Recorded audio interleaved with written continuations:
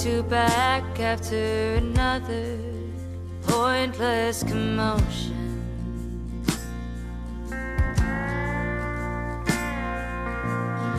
It's so hard to break through to your emotions.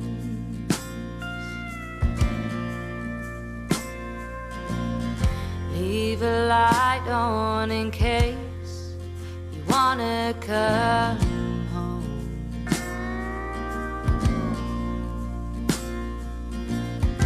Won't you jump in and join me in the unknown?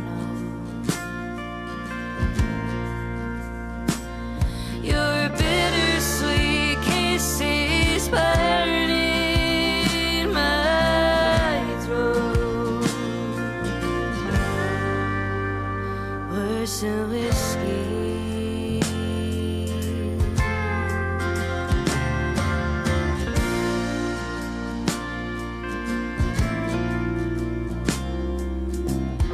Like a faded old sweater, I'm calling you safe.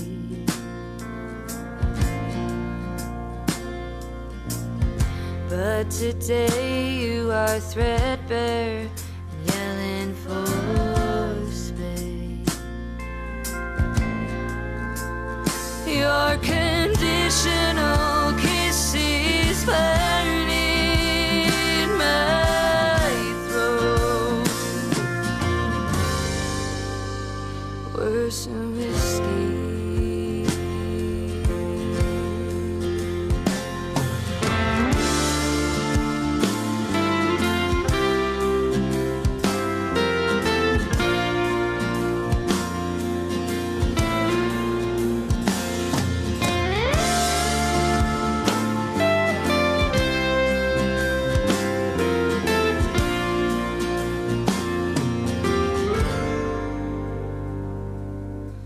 So a sunsets on another new face.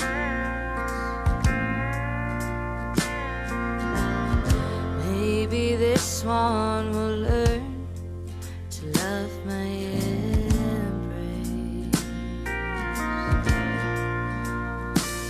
Your double-edged kisses burning my throat,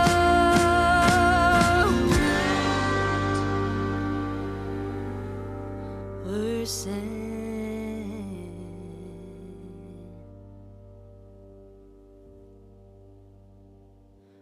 whiskey.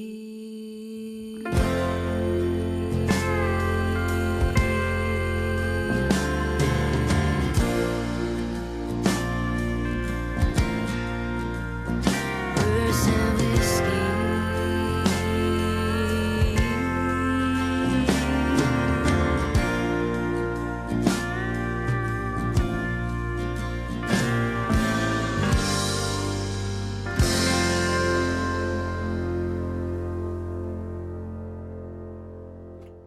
Okay, that was Worse Than Whiskey, which is the latest video release from Emilia Quinn.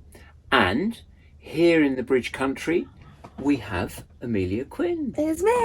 Hey. Now, start a question. Your fan group, how the hell did they get the name Quinn's Bitches? Well, okay, so they named themselves. I cannot take credit for that. They definitely named themselves. And as far as I know, it's to do with the line, the baddest bitch in the land from Outlaw, which was very much a firm fan favourite. That's a tongue twister. So they kind of, I think they started commenting on live streams. It was during lockdown, saying, I'm a baddest bitch in the land, we're bitches. And it just kind of formed into Quinn's Bitches, and that became the official fan club. No one else has that it. Was an easier answer than I thought it was going to be. Now, how did you get into country music? I kind of fell into it a little bit. I think the main thing is, I know it's going to sound really cliche, but I think it's the main thing that draws everybody to country is the storytelling aspect. And I've always listened to storytelling songs in any genre, so things like Meatloaf and stuff like that. Obviously, like huge orchestral pieces, very theatrical, and a massive storyline throughout them. Queen, the same thing. Mika, if you go on the pop side, again, really storytelling, and that's something that's always attracted me, and I've something I look for, and I think that's why partly why I became a songwriter as well, because I like telling stories and using language to create pictures and images in people's minds.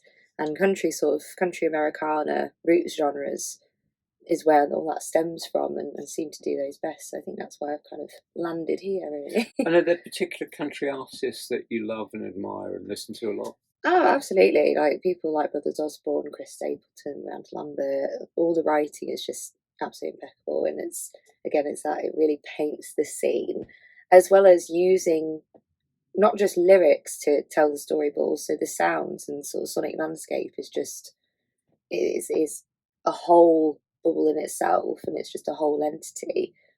But you can also strip them back and still have the same effect. Have you had a lot of support from your family with your singing career? So much. Always. They've always been in my corner. I mean, I started playing music because my parents gave me the opportunity to have music lessons when I was 6 years old.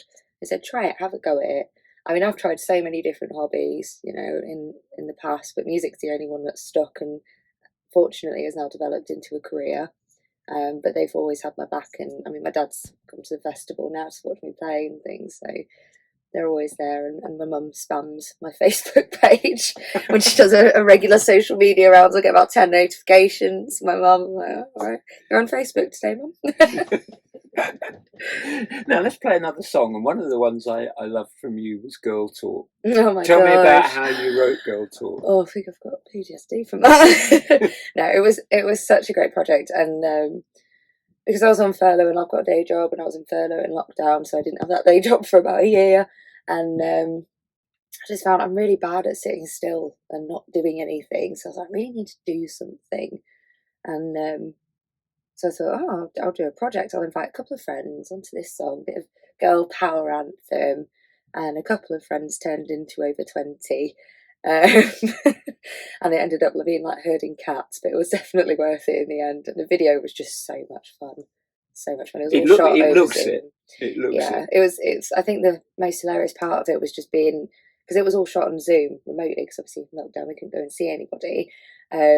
I'd turn my camera off and my microphone off, and they'd just have to perform into the webcam along to the song. And myself and Tammy would just be sat there, and we would just be crying with laughter. Some of the performances were absolutely brilliant. I think my standout was Shannon when she got the wine bottle out and started soloing on the wine bottle. I mean, I was in stitches. I loved it. We've got to watch the video. We've got to. It was amazing.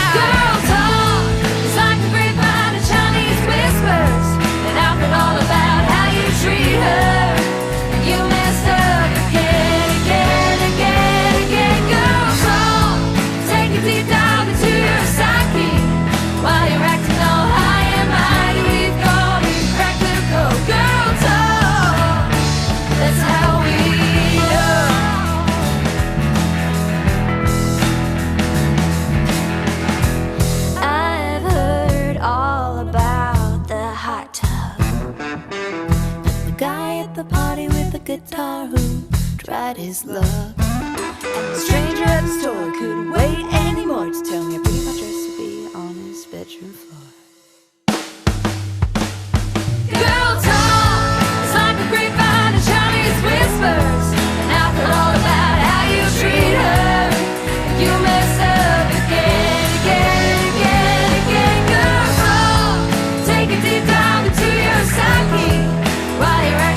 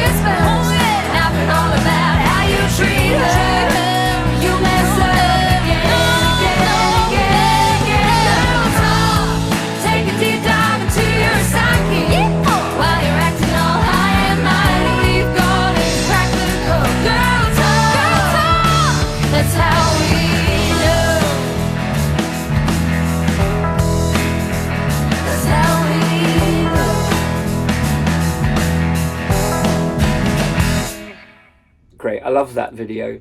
Now, one of the things in when I look at your channel, one of the people that you've linked to is Preston Barnes. Right, yeah. I've only just discovered him. He's very new. He's very new. He's very good, though. Impressed with what he's done. How did you discover him?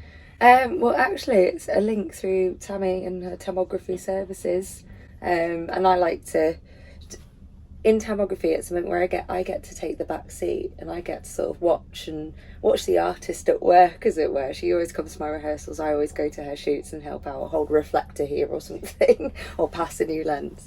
So I went with her on the photo shoot and video shoot that she did for him, and that's kind of how we got chatting. And it just so happens that his label are the same people who do my mastering as well. It's a very small world.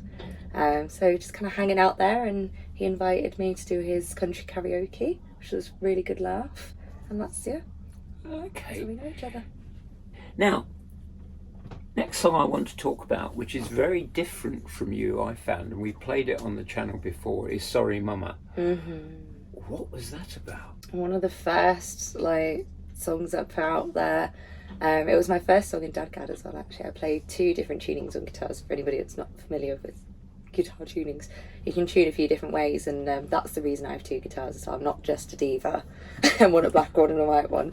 But I wrote that when I was doing my undergraduate degree, and I was going through a rough time, sort of family wise.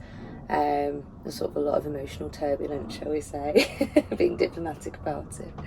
And it's almost kind of like a letter to my mum, telling me that despite all sort of the heartache that was going on at the time, that ultimately I'd be okay. And I knew that I'd be okay. I just had to keep pushing forwards and keep moving and just working towards light at the end of the tunnel, because it was there. And but then the true inspiration came when with the line "Sorry Mama," that was the first line, and I got a tattoo, and my mother was not best pleased about the tattoo. What made it really awkward though was that it's a tribute to my mum. And I got she likes it now, and since then she's gone and gotten tattoos and all that, you know, she's getting them and telling me, oh, I think I'm going to get another one. I was like, you tell me off for getting new ones all the time. But this week, yeah, she told me off, and then she came round to it. It's a little sunflower on my calf. And I was like, oh, this is really awkward now, Mum, because I kind of got it for you, but okay. Let's play the video.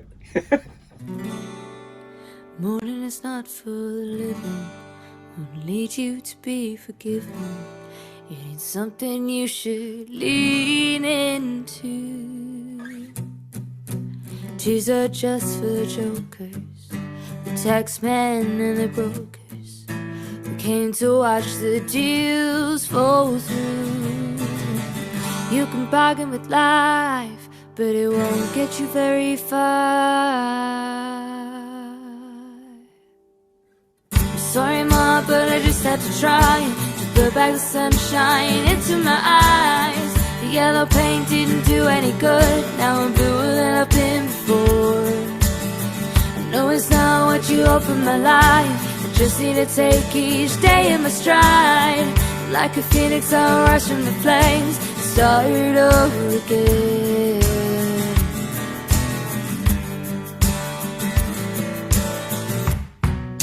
Sacrifice ain't for the weak, and if you're chosen then you speak about how those days tore you down, and the fact you still got a tongue means the battle has been won, but the war ahead goes on and on.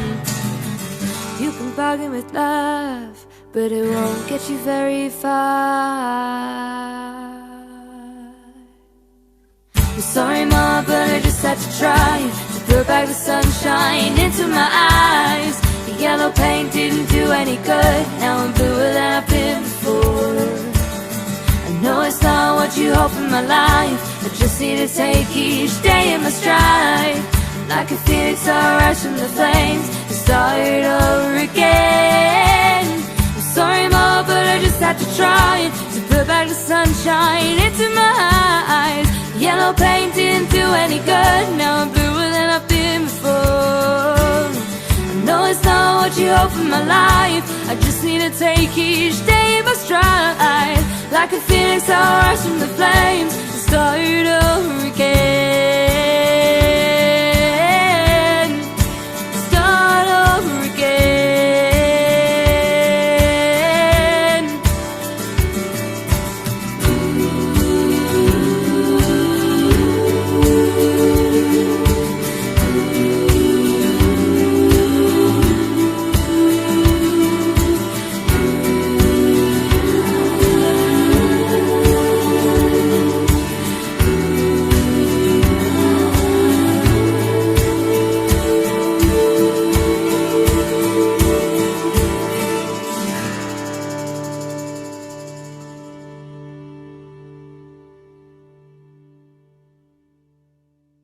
Thanks for that. Now, you've been singing since you were 12.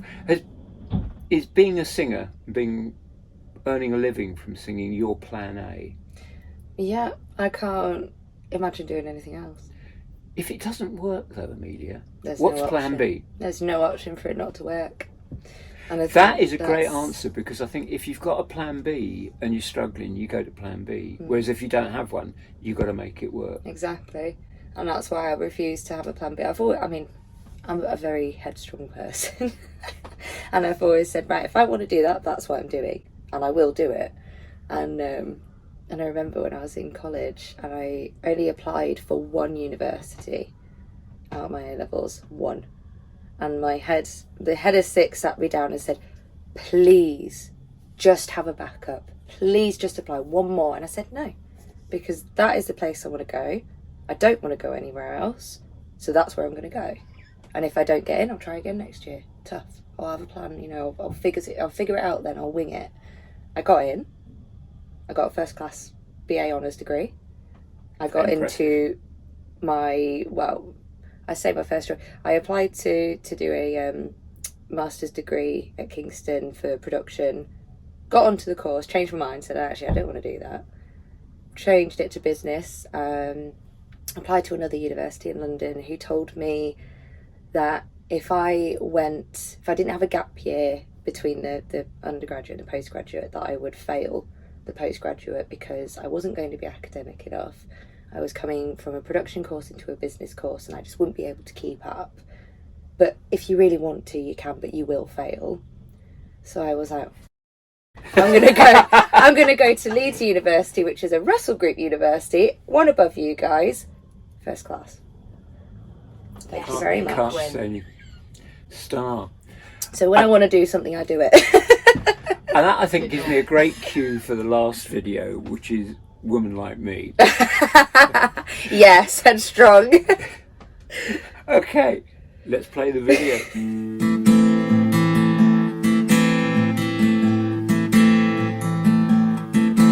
All the promises made and broken in my face, 'cause you don't approve of the woman I wanna be. You just wanna see yourself in my empty eyes. Coming home drunk and I'm cleaning you up, while you don't care for anyone else. You wish me away and I'm happy to say that, baby, I ain't here to stay. 'Cause I packed up my things and I'm waving goodbye from the window of my Chevy truck. I'm taking myself to the Mexico sunset, 'cause really I've had enough. You don't approve of the girl that I wanna be. What the hell are you doing with a woman like me? All of the nights and all of the fights, screaming at the top of my voice. I'm easy to hold when I bend and I fold, and you kick me down to the floor. Well, I don't want it anymore. So it's you and me, baby, walking out that door. And I packed up my things and I'm waving goodbye from the window of my Chevy truck. Taking myself to the Mexico sunset, 'cause really I've had enough.